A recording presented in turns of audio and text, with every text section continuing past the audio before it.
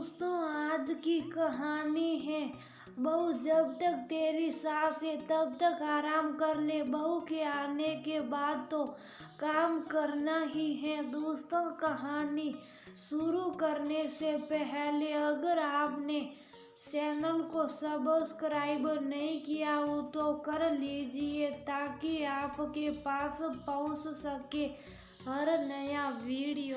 श्यामली सब्जी बनाने के बाद जल्दी जल्दी आटा लगा रही थी।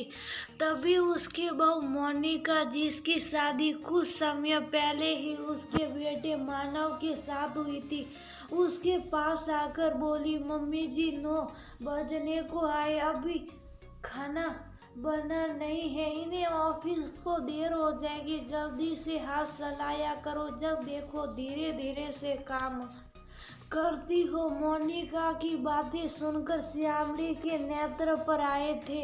बुढ़ापे के कारण उसके हाथ जल्दी से चलते नहीं थे, फिर भी उसने जल्दी से आटा लगाकर रोटियां सेकने लगी थी। जब कुछ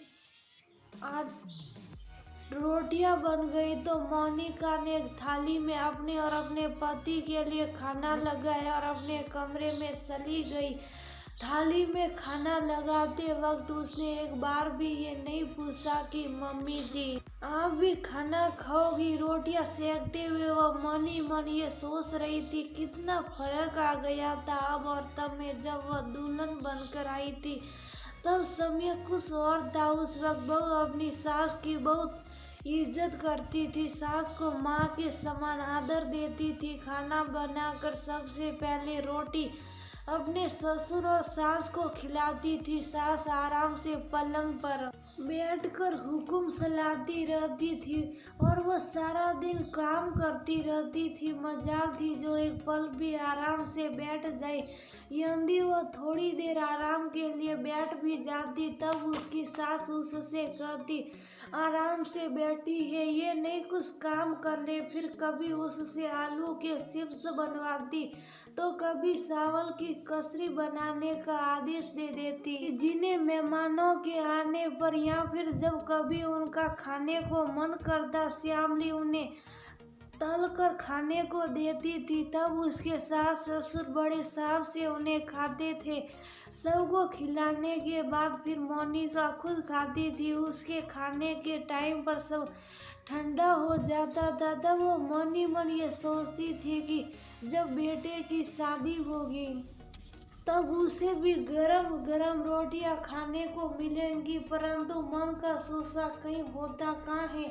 जब बेटे की शादी की तो बहू ऐसी आई जो सास से भी ज्यादा तेज थी, जो श्यामली के समझाने के बाद भी 9 बजे से पहले कभी सोकर नहीं उठती थी। तब हार कर उसे ही खाना बनाना पड़ता था। सास भी बहू से कुछ कहने की बजाय उसी से काम करने को कहती। जब श्यामली उनसे बहू से काम कराने को कहती तब उसकी सास गुस्से में उसे ही डांटते हुए कहती, बहू मेरा अधिकार तुझ पर है, तेरी बहू पर नहीं, इसलिए मुझसे उसकी शिकायत मत कर। जब बेटे से कुछ कहती तब बेटा उससे कहता, मम्मी मैं तुम दोनों के बीच में कुछ नहीं बोलूँगा, आपको खाना बना कर देना है तो दे दो, नहीं तो ऐसे ही भूखे पेट ऑफिस चला जाऊँगा।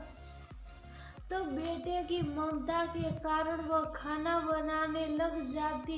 एक दिन उसकी तबीयत कुछ खराब थी, उसका मन खाना बनाने को नहीं था, फिर भी बेटा कहीं भूखा ऑफिस ना चला जाए, इसी ममता के कारण वह दुखी मन से रसोई में खाना बनाने लगी। जब खाना बनाकर तैयार हो गया तो मोनिका झट से रसोई में आकर अपने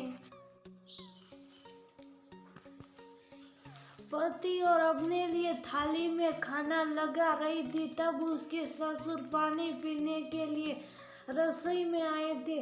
तब पत्नी का दुखी चेहरा देखकर वह मोनिका से बोले, बहू जब तक तेरी सासें आराम से खाना खा लो, क्योंकि बहू के आने के बाद तो तुम्हें खाना खुद बनाकर पहले बेटे बहू को खिलाकर बाद में ही खाना पड़ेगा। ये सुनकर मोनिका बोली, मेरी बस की किसी सेवा करनी नहीं है, मुझे तो बस मस्ती से जीवन जीने में आनंद आता है। खाओ पियो और मौज करो। बहू, ये ऊपर वाला है ना, वह सब कुछ देखता है। यदि कल को तुम्हारी बहू तुम्हारे जैसी मिल गई तब तुम क्या करोगी? बहू, कभी कभी इंसान को वह मिल जाता है जो उसने कभी सोचा भी नहीं था, जैसा तुम्हारी सास के साथ हुआ। बेटी यदि आज तुम अपनी सास के दर्द को नहीं समझोगी तो तुम लाख कोशिश कर लेना अच्छी बहू लाने की, परंतु तुम्हें बहू पत्थर दिल ही मिलेगी, क्योंकि इंसान जैसा कर्म करता है उसे फल भी वैसा ही मिलता है। बेटी, मेरा तो फर्ज था तुम्हें समझाने का, आगे तुम्हारी मर्जी। ससुर की बातें सुनकर मोनिका शर्मिंदा हो गई थी। वो श्यामली जी से बोली, मम्मी जी आप आराम कर लो, खाना मैं बना लूंगी। बहू की बात सुनकर श्यामली आलस्य से उसकी तरफ देखने लगी। तो मोनिका उनसे मुस्कुराते हुए बोली, मम्मी जी मैं नादान थी जो आपका दुख नहीं समझी। आप बुढ़ापे में काम करती रही और मैं आराम से अपनी जिंदगी काटती रही। आज पापा की बातों ने मुझे बहुत कुछ सिखा दिया। आज से आप आराम करेगी, काम मैं करूंगी, तभी तो मुझे सेवा करने वाली बहू मिलेगी। आप कमरे में आराम कीजिए, खाना मैं बना दूंगी, आपका खाना मैं भी वहीं पर ला दूंगी। मोनिका की बातें सुनकर श्यामली जी के चेहरे पर मुस्कान आ गई थी। इशारों ही इशारों में पति को धन्यवाद देते हुए उसने प्यार से मोनिका को गले से लगा लिया था।